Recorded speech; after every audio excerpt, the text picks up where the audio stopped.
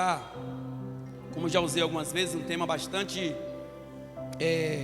relativo em relação à ceia do Senhor, para que não haja nenhum engano sobre isso, que nós fazemos mês após mês, testificando que Jesus ele ressuscitou.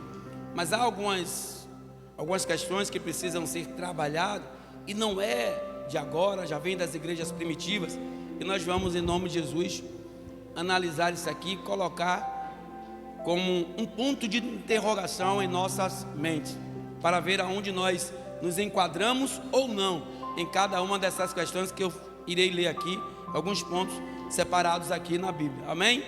Que Deus nos abençoe e nos guarde. Todos acharam? Primeira carta do apóstolo Paulo à igreja em Coríntios, capítulo 1, versículo 10. Quem achou da glória? Quem achou da glória? Quem não achou, dá aleluia. Glória a Deus. Rogo-vos, porém, irmãos, pelo nome de nosso Senhor Jesus Cristo, que digais todos uma mesma coisa, e que não haja entre vós dissensões, antes sejais unidos em um mesmo pensamento, em um mesmo parecer. Porque a respeito de vós, irmãos meus, me foi comunicado pelos da família de Cloé, que há contendas entre vós.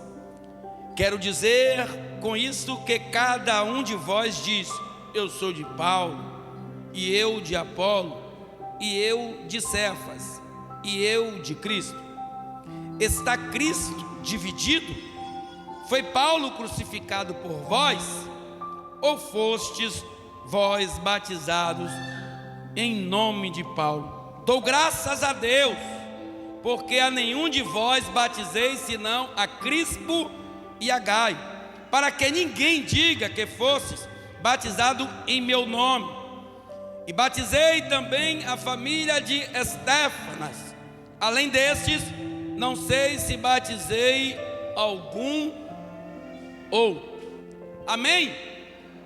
Nesta ocasião, o apóstolo Paulo estava em Éfesos, e esse local aonde ele endereça essa carta, ao saber a igreja de Coríntios, foi o único lugar que o apóstolo Paulo permaneceu por um período longo.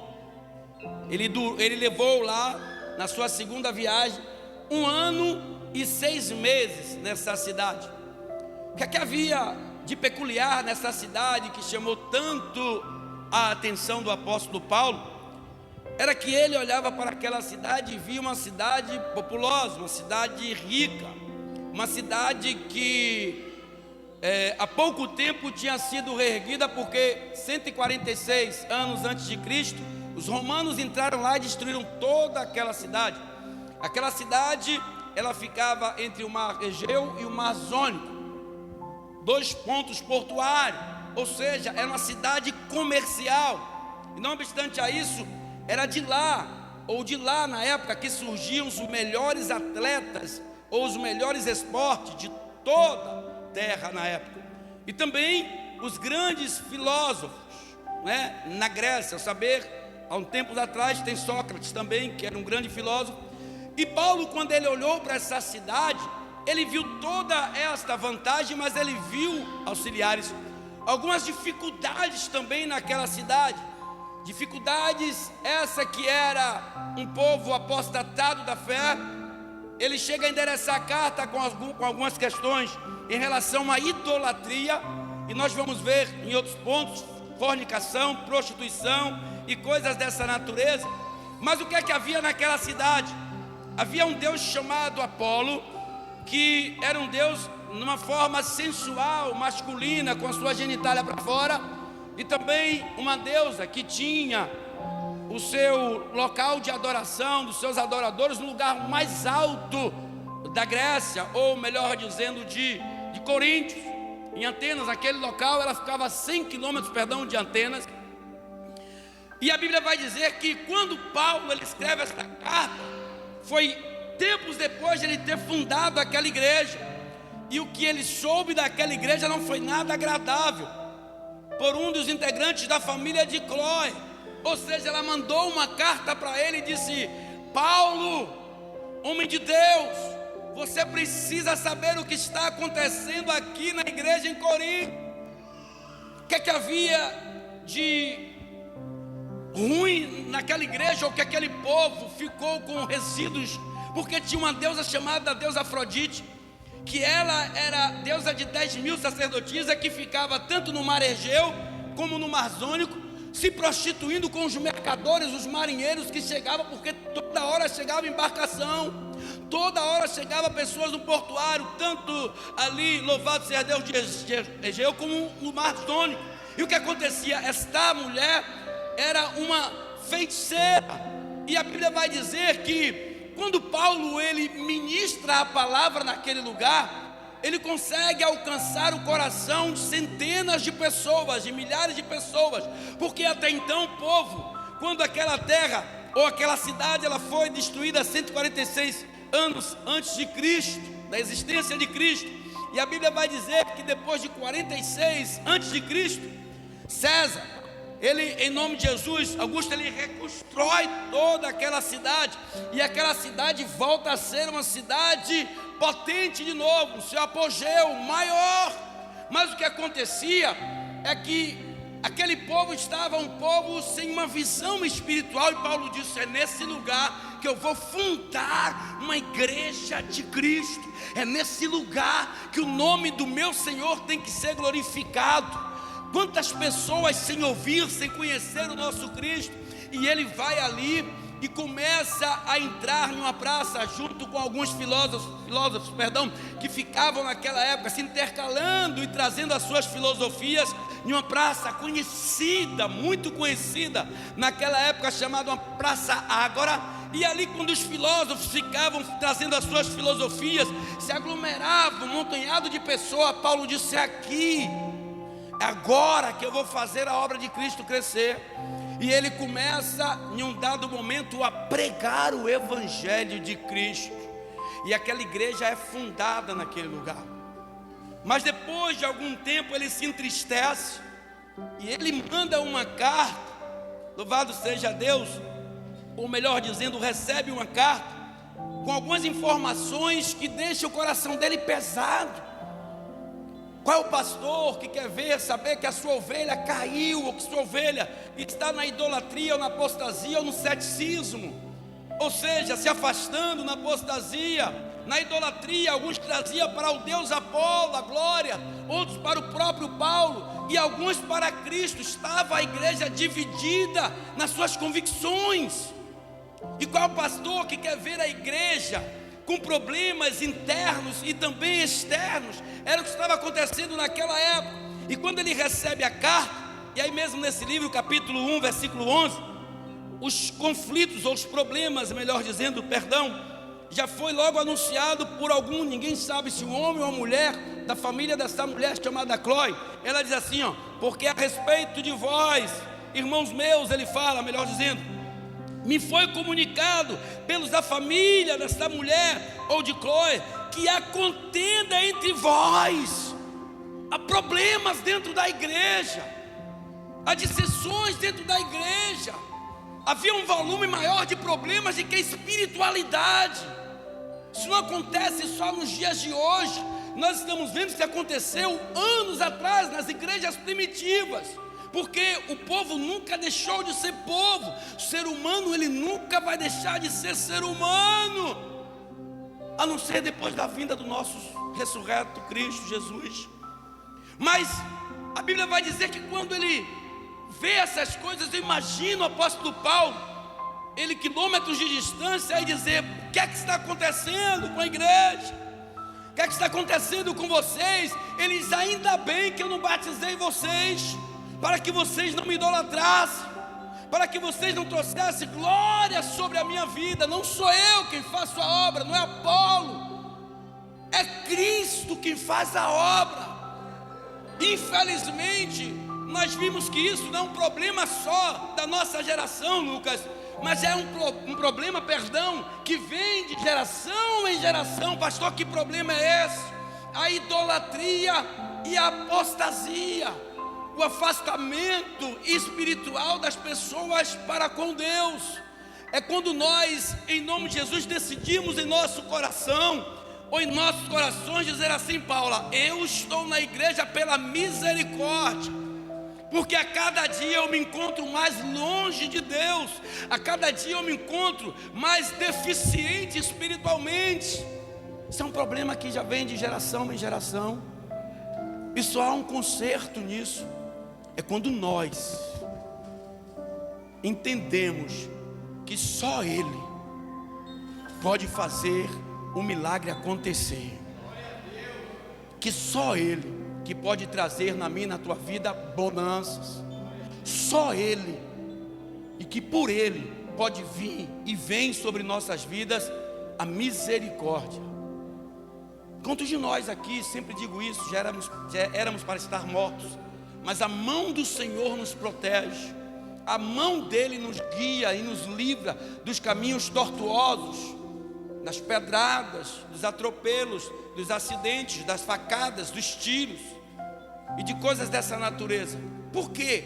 É porque ele tem um compromisso com aquele povo que se chama pelo nome dele.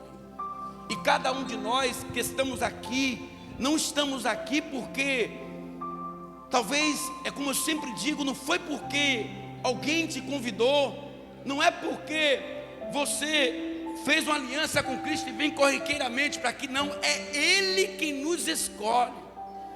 Então no capítulo de número 3, abre aí, rapidinho, no versículo de número 3 a 7, ele vai falar dos conflitos internos dentro da igreja. Porque ainda sois carnais, pois havendo entre vós invejas e dissensões, não sois porventuras carnais, e não andais segundo os homens? Porque dizendo um, eu sou de Paulo, outro eu de Apolo, ou porventura foi Paulo, não sois carnais? Pois quem é Paulo? Ele está falando dele mesmo. Quem sou eu? E quem é Apolo? Ministros pelos quais cresces, e conforme o que o Senhor deu a cada um.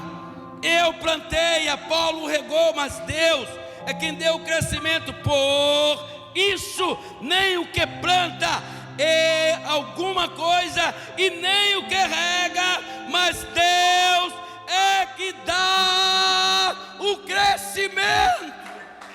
Ele não está falando de crescimento físico, ele não está falando de crescimento emocional, ele não está falando de crescimento, louvado seja Deus, sobre coisas de raciocínio, não, intelectual não. Ele está falando de crescimento espiritual. Quem era você que fumava, que bebia, que brigava, que se prostituía, e Ele te lavou, e Ele te limpou, tirou do charco de lodo e fez de você hoje um grande vencedor.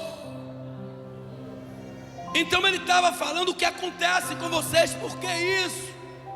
Se Cristo, que é o cabeça da igreja, a igreja ela pode ter placas diversificadas em todos os estados brasileiros, em todas as nações do mundo, mas Cristo é que é o fundador da igreja.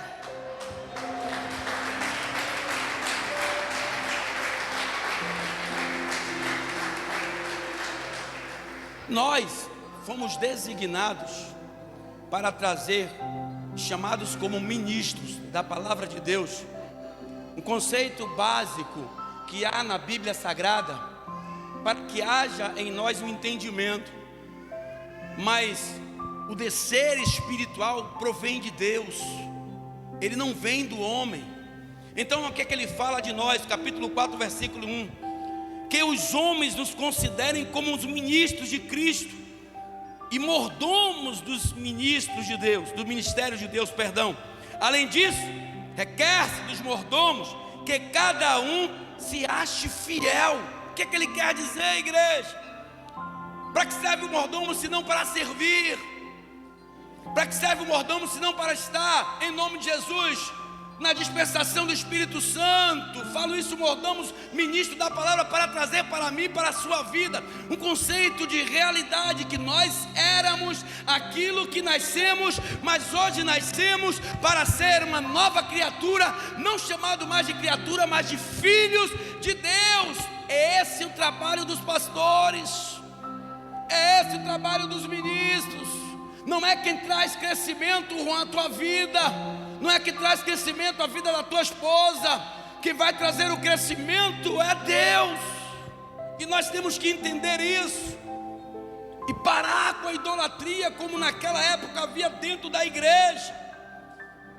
E ele fala sobre a prostituição, um caso raro de acontecer naquele lugar. Capítulo 5, abre aí. Olha o que aconteceu naquela igreja. Nós vamos ver duas situações. Uma, que o cidadão pecou e ele se indigna com aquilo, e ele vai usar uma palavra bastante pesada. Quando eu falo aqui, soa como ofensa, mas não sai só da minha boca, eu vou mostrar a vocês. E outra, que o povo concordava com aquilo que aquele homem estava fazendo. Ou seja, o homem praticava o mal, mas no dia da ceia do Senhor, todos participavam da ceia. Essa era a queixa do apóstolo. Essa, em nome de Jesus, foi a perturbação que trouxe a mente do apóstolo quando ele recebeu aquela carta. Olha o que aconteceu. Geralmente se ouve que há entre vós fornicação e fornicação tal, que nem ainda entre os gentios se nomeia como é haver que possua a mulher do seu pai ou sua madrasta. Estais ensoberbecidos e nem ao menos vos entristeceste por não ter sido, louvado seja Deus, dentre vós tirado quem cometeu tal ação. Olha o que ele diz: o cara teve relação, estava mantendo relação com a madrasta dele, a esposa do pai dele, e a igreja toda sabia, mas ninguém se levantava, ninguém se opunha a nada, e todo mundo achava normal. Aí ele diz assim: o homem peca, um pecado, louvado seja Deus, mortal, e vocês ainda aplaudem ele, e vocês ainda não se intervêm nessa situação. Olha o que é que ele fala do versículo 3 a seguir: eu na verdade ainda que ausente no corpo, mas presente no espírito, já determinei como se estivesse presente que o que tal ato praticou, em nome de nosso Senhor Jesus Cristo, junto vós e o meu espírito, com o poder de nosso Senhor Jesus Cristo, seja tal entregue a Satanás para a destruição da carne. Ele mandou entregar aquele homem nas mãos de Satanás. Soa forte, né? Como é que o pastor fala isso? Soa forte, mas olha, em nome de Jesus, a parte B deste versículo. É como se ele trouxesse a condenação para aquele rapaz. E Paulo, ele teve um entendimento cristão, ou através de Cristo, melhor dizendo, perdão, que ele pensava como Cristo. E nós vamos ver isso lá no capítulo 11. E ele queria que o povo imitasse ele como ele imitava a Cristo. O que é que ele fala em nome de Jesus? Em nome do nosso Senhor Jesus Cristo, junto a vós e o meu espírito, com o poder de nosso Senhor Jesus, seja esse tal entregue a Satanás para a destruição, para a destruição, para a destruição do pecado. Ele disse: olha, bota esse homem no banco, põe lá fora, mas para que seja destruída a carne, para que o espírito seja salvo no dia do Senhor Jesus. Para que houvesse nele um arrependimento, para que houvesse nele, sabe, Emerson, uma transformação de pensamento. Olha, esse negócio é errado, como é que eu cometo tal ato? Estou na igreja, o que é que o Senhor está pensando de mim? Paulo, se o Senhor pensar isso, seja tal entregue nas mãos de Satanás para a mortificação da tua carne, para que também no dia do Senhor ele seja salvo e ele seja, em nome de Jesus, crescido em espírito.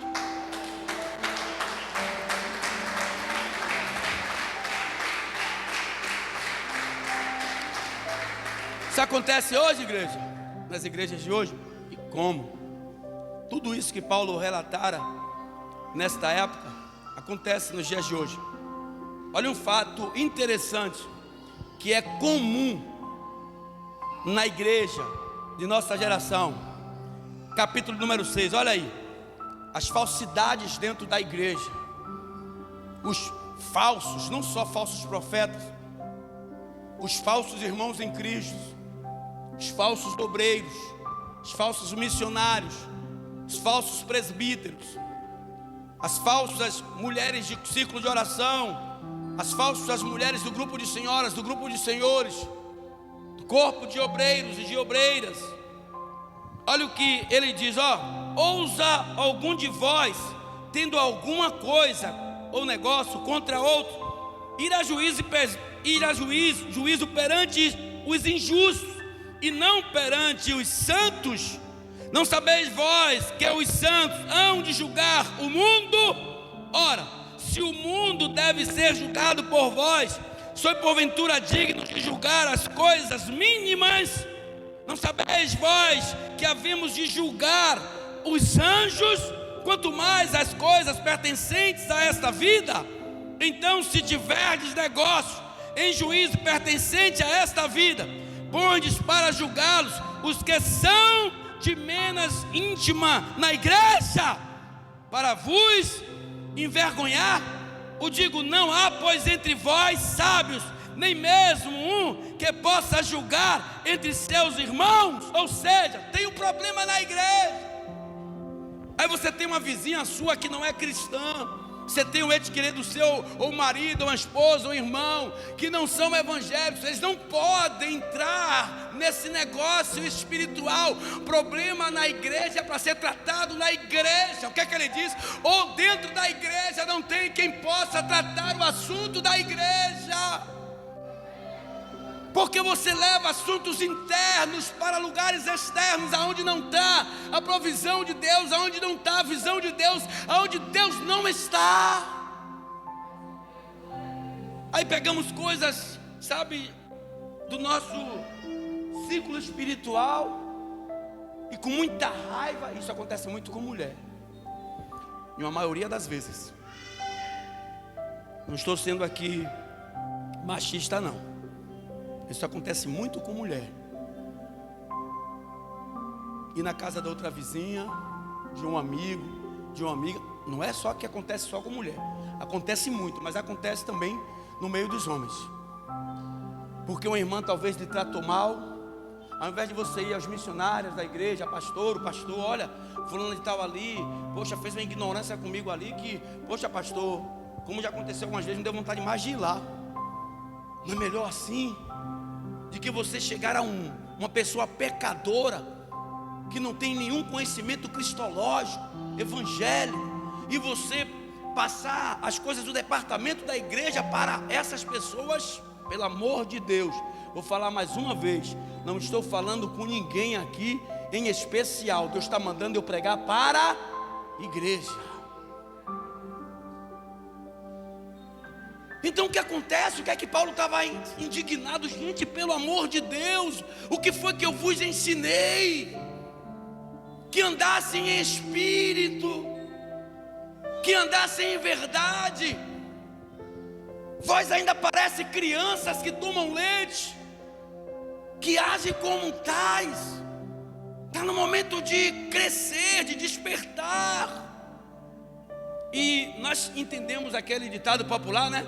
Que você vai, entrega ali uma sardinha, o cara já vai e passa para outro como um peixe, e já vai para a mão de outro como um tubarão, e quando chega no ouvido da pessoa já é do tamanho de uma baleia.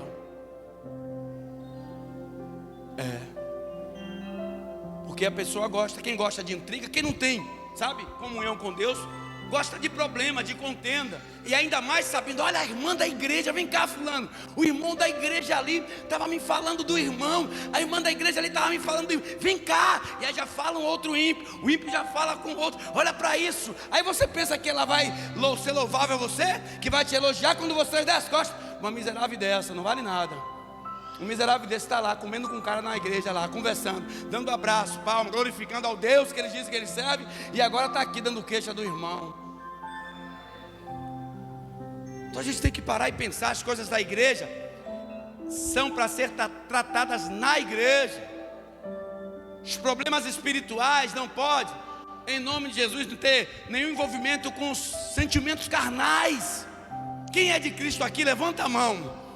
Pois acerta com Ele, sabe, se aqueixa a Ele, chora nos pés dEle, reclama com Ele, porque Ele que pode dar a resposta de imediata e exata a mim e a você. Não é um irmão, pastor, mas é uma pessoa muito atente, assim, não, mas é uma pessoa de extrema confiança. Conhece a palavra, essa tal pessoa de extrema confiança? Conhece o Deus que você serve? Não, pastor, mas é uma pessoa que eu fui nascido com ela, e daí? Não tem o mesmo pensamento que você, não tem a mesma vida secular que você, porque você serve a um Deus. Olha o que Paulo diz, naquela igreja ali, naquele local em Coríntios, foi fundada, mas havia naquela cidade, melhor dizendo, pessoas que serviam a outros deuses. Então o que estava acontecendo? Estavam levando problemas para fora da igreja. Então, sabe o que acontece com isso? Sua vida secular não cresce, sua vida conjugal não cresce, sua vida profissional não cresce, e principalmente sua vida espiritual, ela não cresce. Porque Deus, Ele conhece o coração do homem.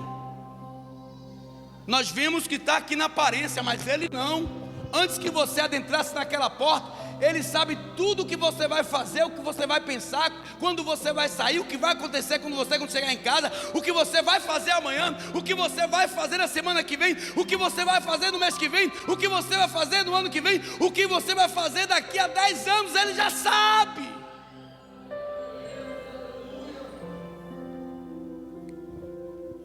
Capítulo 7. Esse é um problema fácil de solucionar. Esse é um problema mais fácil, capítulo 7, que tem para nós solucionarmos na igreja. Qual é, pastor? O casamento. Olha o que ele fala. Ora,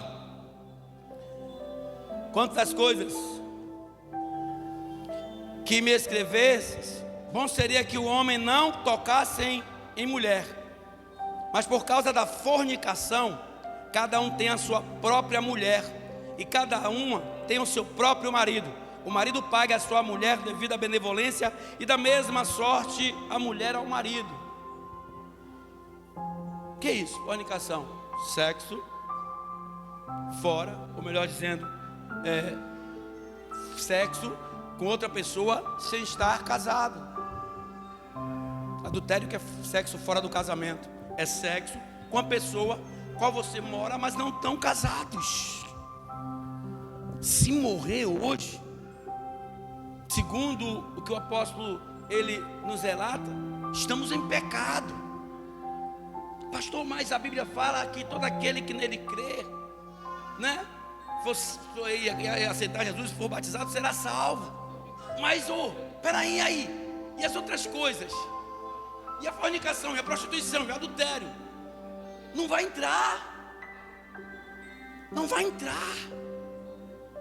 Eu fico vendo alguns vídeos no YouTube, com todo respeito, eu não quero nem tocar nesse assunto mais, mas eu vi um cidadão dizendo que ele teve a visão e respeito, que aquele Paulo Gustavo ele viu Paulo Gustavo, olha para isso, entrando nos céus, e tinha 2 cristãos. Os 2 cristãos, os anjos expulsavam do céu. Mas esse rapaz, ele disse que Deus recebeu. Aí tem 2 colocações. Uma, que no nosso pré-julgamento a gente vai dizer: como é que pode isso? Se ele se arrependeu ali, no leito, na cama, e aí? Quem somos eu e você para julgar? E outra, pastor, e os cristãos? Será que não era um desses? Que até aqui relatamos, que até fez aliança com Cristo, mas não mudou teu pensamento, não mudou teu coração, não mudou os teus hábitos, não teve uma nova vida, ou melhor dizendo, como Jesus chama Nicodemos, ou não teve um novo nascimento. É por isso que a Bíblia ela é bastante categórica quando ela fala: muitos são chamados, mas poucos são os escolhidos. Por isso que eu falei: vocês não estão aqui porque vocês querem, porque Ele te chamou. Porque não somos nós que escolhemos Ele, mas Ele sim quem nos escolhe. Está lá em Salmos, no livro de Salmos. Olha o que diz no capítulo de número 8. Em nome de Jesus. Capítulo 8, versículo de número 5 a 7. Olha o que diz sobre a idolatria. Porque ainda que haja também alguns que se chamem deuses, olha o Deus com D minúsculo, quer no céu, quer na terra. Como há muitos deuses e muitos senhores, olha o senhores com S minúsculo. Todavia, para nós há um só Deus, o Pai, de quem é tudo e quem estamos, e um só Senhor Jesus, pelo qual são todas as coisas, e nós por Ele. Amém? Ou seja, não há outro a não ser Ele. Mas o povo estava ali adorando Paulo, adorando Apolo. Alguns adoravam Afrodite, alguns adoravam, como nos dias de hoje, adoram santos. Foram canonizados como santos, como santas. E as pessoas idolatram. E as pessoas vão, se ajoelham, faz penitência, caminham de joelhos, metros e metros de distância. Tem pessoa que caminha até 1 quilômetro de joelho, atrás de uma senhora Aparecida. Nada contra quem tem as suas religiões, mas eu não falo sobre sobre a religião, estou falando sobre Bíblia Sagrada. A Bíblia diz que todo aquele que crê e for batizado será salvo, os que não, já estão condenados, e não há outro além dele para que possa trazer da minha na sua vida a salvação, a não ser Cristo. Temos que entender isso. É duro. Eu já fui espírita, já fui católico, já fui coroinha na igreja católica, já sentei em mesa branca. Mas em todos esses lugares, já entrei em candomblé, mas em candomblé estava para perturbar, para abusar, porque eu era jovem. Mas em todos esses lugares que eu já fui, e alguns participei de algumas coisas, como ir até no Senhor do Bonfim, né? Chamam de Senhor, fazer ali uma súplica.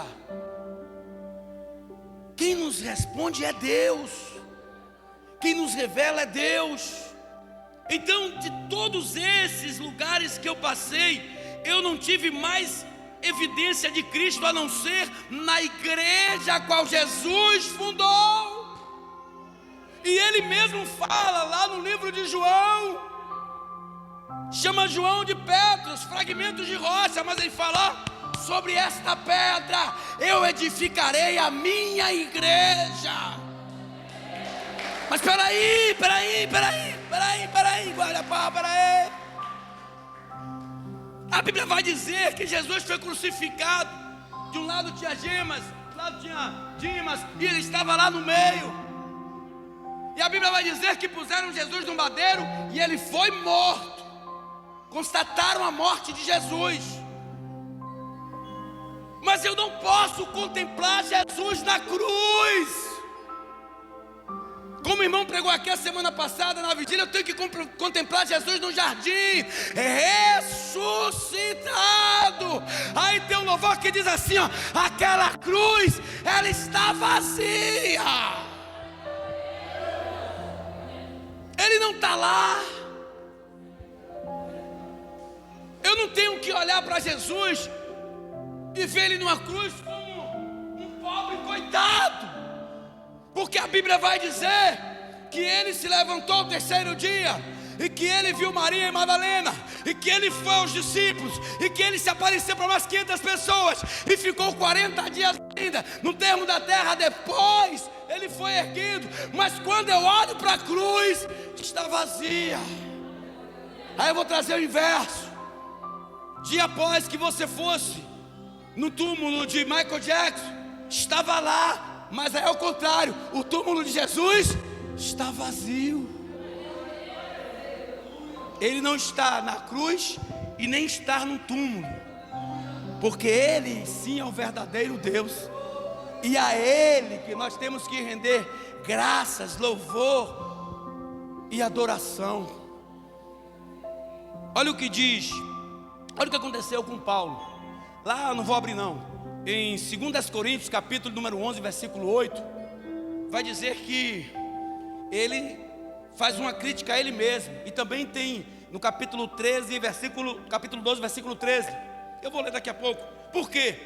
O apóstolo Paulo estava naquela cidade, que ele teve que voltar para lá, para trabalhar naquela cidade. Ele trabalhou naquela cidade, naquela igreja, e largou algumas igrejas que o povo dizimava, e que ele vivia do dízimo daquelas igrejas, qual ele largou para ir para Corinto. O povo era tão, em nome de Jesus, incrédulo, que nem dizimavam. Ele teve que chamar Priscila e Áquila para fazer tecer tendas. Para vos servir, despojei outras igrejas de seus recursos, recebendo delas o sustento financeiro. Mas quando estava presente convosco, passei necessidade financeira. Não me permiti ser pesado a ninguém, pois quando os irmãos vieram da Macedônia, supriram a minha necessidade. Em tudo evitei ser um peso para vós, e assim continuarei a caminhar. Ou seja, ele disse que se sentiu pesado. Por quê? Porque ele foi errado. É como se ele estivesse conduzindo aquele povo ao erro, à falha. Porque o povo não estava dizimando porque estava desempregado. O povo não estava dizimando porque não tinha com o que dizimar. Ele sabia a condição financeira daquele povo, e ele foi conivente com aquele pecado. Ele diz: deixei outras igrejas para servir a vocês. Estou aqui agora, me sinto pesado e venho pedir perdão.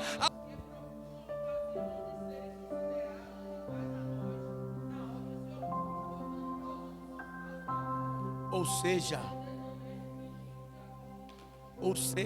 todos nós que estamos aqui, e quando nós fazemos uso disso aqui para propagar a palavra de Deus, temos que ser sinceros à igreja, olhe para cá, e fiéis a Deus, porque a igreja requer de nós a sinceridade. Um projeto de salvação sobre a vida de vocês, ela vem recorrente àquilo que nós fazemos aqui em cima, aquilo em que pregamos aqui, aquilo em que sonhamos aqui para nossas vidas, que sonhamos também para cada um de vocês. Quem quer ser salvo aqui, levanta a mão só, quem quer ser. A salvação vem por ouvir, e cada vez que você ouve outra vez, você se sente obrigatório em praticar aquilo que você ouve. As coisas que a Bíblia traz para nossas vidas como de uma forma relevante, aquilo que vem trazer bonância aos olhos de Deus, ou agradáveis, melhor dizendo, aos olhos de Deus. Então diga para o irmão que está do teu lado, diga: Jesus é o único caminho, a verdade e a vida.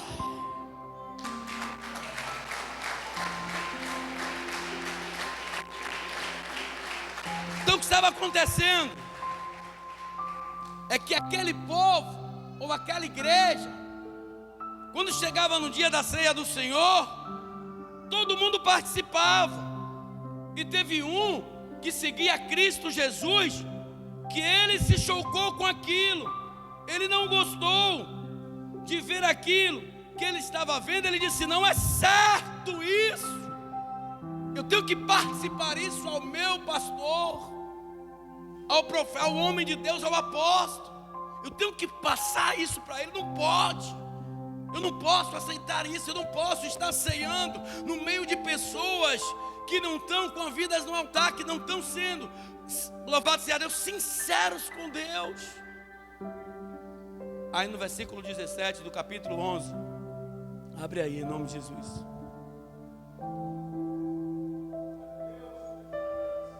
Louvado seja Deus. Olha o que ele disse. Nisso, tudo o que ele falou, e se você quiser em casa depois fazer um estudo mais aprofundado, porque eu me limitei só nisso aqui, porque é muito extenso, são muitas coisas erradas ainda que estava acontecendo naquela igreja. Então ele diz assim, ó: nisso, porém, que vos digo, não vos louvo, porquanto vos ajuntais não para melhor, senão para pior.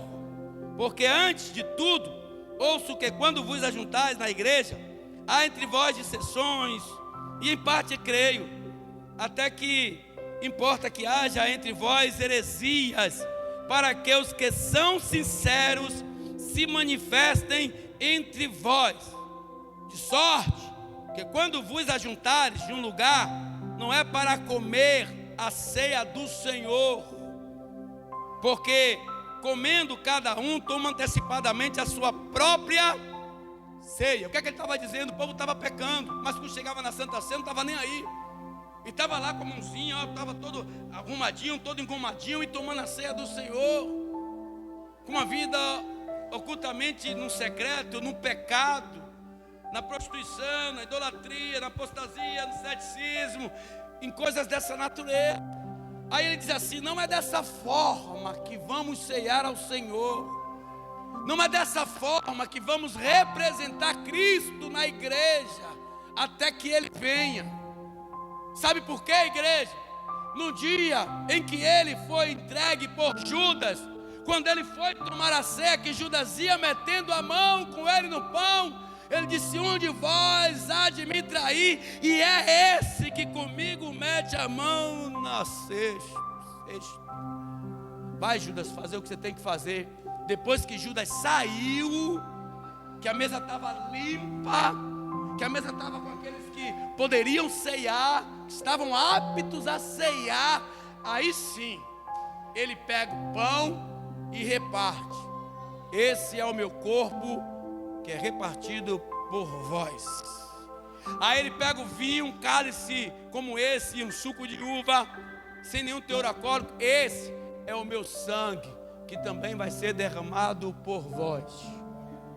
Fazer isso todas as vezes que beberdes e comerdes, em memória de mim, até que eu venha. Então o que é que ele está dizendo? Tinha que limpar algumas coisas na igreja. E às vezes as pessoas me perguntam: pastor, eu posso tomar Santa Ceia? Eu vou perguntar a Deus, pergunta a mim não.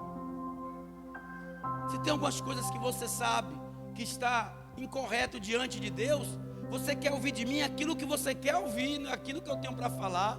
E o que acontece muito nas igrejas de hoje é que os pastores, os falsos profetas, talvez pela grandeza do seu dízimo, pela, sabe, amizade que tem entre ele e o pastor, diz: não, isso aí não tem nada não. Não tem nada não. Você ceia hoje, para um mês você pede perdão a Deus. Não tem nada não. Então Paulo disse: não, assim como Jesus limpou a mesa, eu estou limpando a igreja. Não pode cear de qualquer jeito. Assim como ele tirou Judas, ele está limpando a igreja. Pastor, mas eu fico triste porque eu não posso. Não fique triste não, fique alegre, porque você está sendo sincero com Deus. Porque você está sendo sincera com Deus. Não vou ceiar, porque eu não estou apta para ceiar. Agora eu vou fazer de tudo para que para o mês, em nome de Jesus, eu esteja ceando, seja o problema que for, Senhor. Se o Senhor é Deus em minha vida, o Senhor vai fazer um milagre acontecer, e eu vou estar junto com o povo na mesa, ceando, engrandecendo, glorificando, enaltecendo o nome dEle. Não basta só ser crente, tem que adorar. Não basta só adorar, tem que ser sincero. Não basta só ser sincero, tem que ser fiel. E isso é atribuído na vida daquela pessoa que verdadeiramente tem um encontro com Cristo. Pastor, mas tem algumas coisas que é normal. No mundo tereis aflições, mas tem de bom ânimo. Não deixa que ninguém te aponte porque você caiu não, que talvez não seja o mesmo que vai dar a mão para te levantar. Talvez aquele que está lá te julgando não vai ser o mesmo que vai depois dar a mão para te levantar. Mas eu quero te dizer uma coisa: ainda que a tua mãe se afaste de ti, todavia eu não te deixarei. Eu não deixo. Esse é o verdadeiro Cristo. Esse é o verdadeiro Jesus, qual eu conheci de uma forma diferente, respeitando a religião de cada um, mas nós temos que aprender a pregar a verdade, respeitando a história religiosa de cada um, mas a gente tem que pregar a verdade, saber que a verdade é que o único que pode nos libertar é Cristo Jesus. Então, em nome de Jesus, fica de pé.